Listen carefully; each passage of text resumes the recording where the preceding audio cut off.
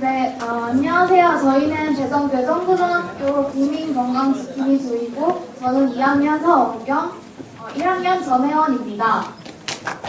네, 감사합니다. 네, 저희의 주제는 일단 심근경색 자각 진단을 위한 교구 만들기로 주제를 잡았고요. 저희는 아까 보신 것과 같이 디자인 싱킹 5단계를 거쳐서 저희 디자인을 진행했습니다. 일단 보시는 것과 같이 저희는 디자인을 함에 있어서 항상 인간 중심에서 그리고 인간을 존중하며 그리고 인간을 생각하는 마음에서 디자인에 임했고요. 네, 그리고 저희가 맨 처음에 주제를 선정할 때 저희 조원 중 한 명의 그 조부모님이 돌아가시게 되는 사건이 있었어요. 그래서 그 조원이 이제 병원에 갔는데 병원에서 그 소외된 사람들과도 많이 얘기해보고 그런 과정을 거친 결과 소외된 사람들을 위한 자가진단 교구를 만들면 좋겠다고 생각을 했어요. 그래서 맨 처음에 주제는 이렇게 잡았는데 너무 주제가 폭이 넓다 보니까 이것도 저것도 안 될 것 같은 거예요. 그래서 좀 더 주제는 구체적으로 그리고 적용 대상은 좀 더 넓혀서 소외계층뿐만 아니라 우리나라 사람들 대상으로 주제를 잡았고요. 그리고 인터뷰를 통해서 초기 증상은 알기 어렵지만 5분 일찍 대응하면 사망률이 80%까지 줄 수 있는 심근경색의 돌연사를 예방할 수 있는 방법을 생각해 보았습니다.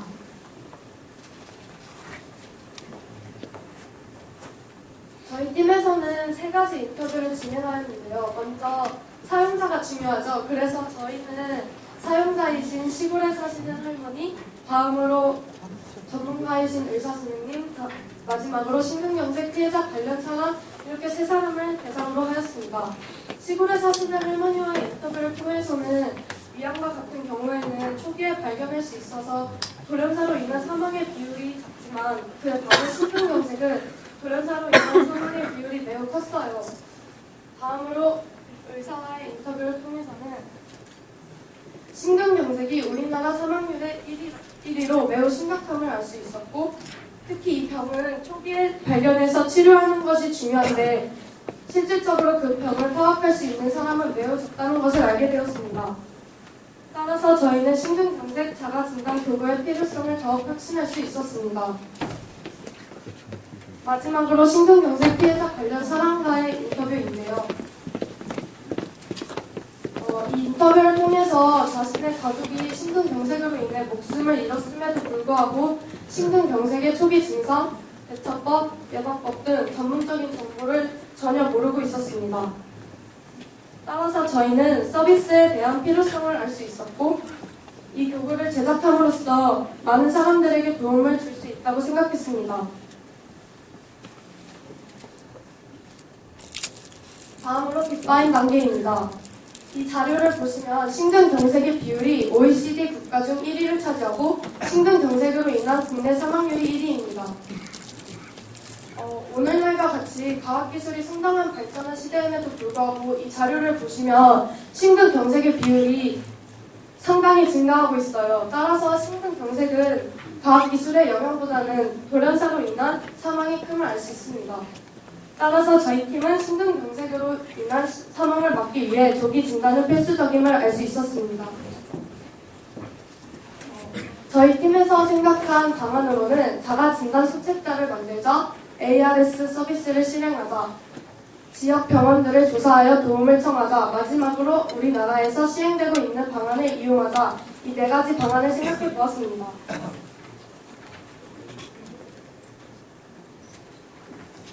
또 저희 팀에서 계획한 선교 순서로는 먼저 인터뷰, 그 다음에 교구 제작, 그 다음 교구 투입, 그 다음 투입의 결과에 대한 결과 분석과 수정과 보완 이 4단계를 거쳐 진행하도록 계획했습니다. 네, 그리고 그 다음 단계는 가장 중요한 프로토타입을 만드는 단계였는데요.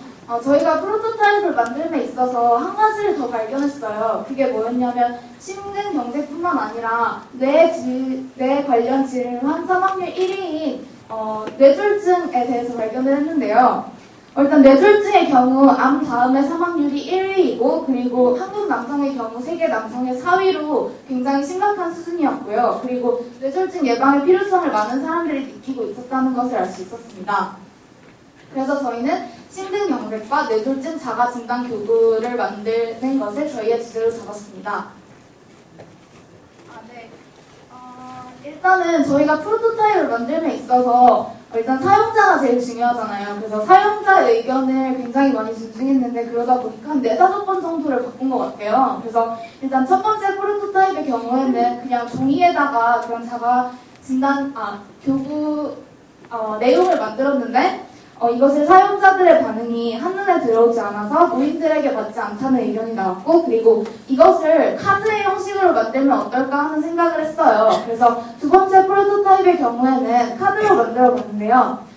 카드로 만들었을 때는 카드로 만들었다는 점은 좋았지만 그림보다는 글 중심이었기 때문에 어린이들이나 노약자들의 경우에 글씨를 못 읽을 수 있는 경우가 있기 때문에 좀 더 그림을 중심으로 만들어 보기로 했습니다. 근데 이건 저희 세 번째 프로토타입인데요. 여러분 저희 적정기술 멘토링 때 받은 그 카드 혹시 생각나세요? 앞으로 보면 앞뒤 들다볼 수 있는 그 카드. 네, 네, 거기서 모티브를 얻었는데요.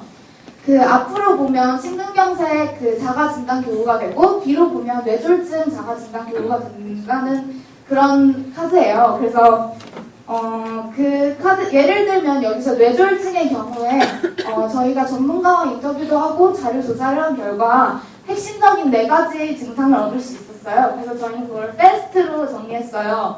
F는 face, 웃어보고, 그리고 R은 팔을 들어서 어느 한쪽이 잘 올라가지 않는지 또는 어깨가 뻐근하지 않은지 알아보는 것이었고요. 이와 같은 방법으로 스피치 타임 있었습니다.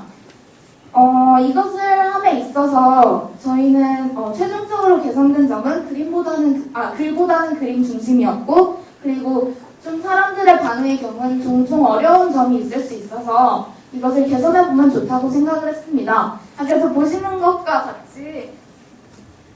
같이 여기 앞에서 보면 심근경색 예방 자가진단 교육가 되고, 또 뒤에서 보면 뇌졸중 자가진단 교육가 되는 것인데요. 이따가 한번 보시기 바랍니다.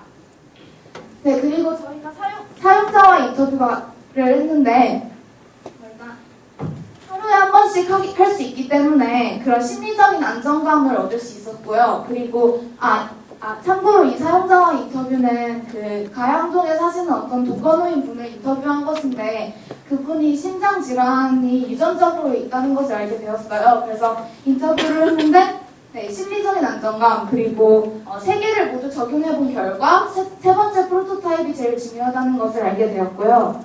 그리고 간단해서 수시로 이용할 수 있고, 이 할머니의 경우에는 저희가 나눠드려서 아침에 한 번씩 해보신다고 들었습니다. 그리고 사용자의 확산의 중요성을 얻기도 했습니다. 네, 그리고 저희가 이걸 보급 방법으로는 일단은 독거노인 분들한테 주면 좋겠다고 생각을 했어요. 왜냐하면 독거노인 분들이 딱히 그런 지식도 별로 없으시고, 그래서 돌연사로 인해 죽는 경우가 많잖아요. 그래서 노인을 중심으로 보급하는 방법을 생각해 보았고요. 그리고 우리도 이런 것을 보건소나 그런 공공기관들에 보급을 하면 좋겠다고 생각을 했습니다. 그리고 젊은 학생들도 심각성을 미리 알아두면 좋기 때문에 저희 학교에서 성교육이나 아니면 학교 폭력 예방 교육 같은 걸 하잖아요. 그러니까 그런 것처럼 건강이 제일 중요하기 때문에 심장 질환이나 아니면 뇌졸중 예방 교육을 해도 좋겠다고 생각을 했습니다. 그리고 많은 분들이 좀 의문을 가질 수도 있는데 왜 암 같은 거는 암 같은 것보다 왜 이걸 선택했는지. 하지만 저희가 이것을 선택한 이유는 암 같은 경우에는 통증을 느끼는 부위와 아픈 부위가 일치하기 때문에 조금만 아프면 병원에 갈 수 있지만 심근경색이나 뇌졸중의 경우에는 아픈 부위가 심장이나 뇌가 아니라 어깨가 뻐근하거나 아니면 팔이 아플 수 있기 때문에 보통 이것 때문에 정형외과 그런 데를 많이 간다고 해요. 그래서 이런 것으로 인해 오진을 막기도 좋고, 그리고 또 더 효율적으로 할 수 있을 거라고 생각을 했습니다.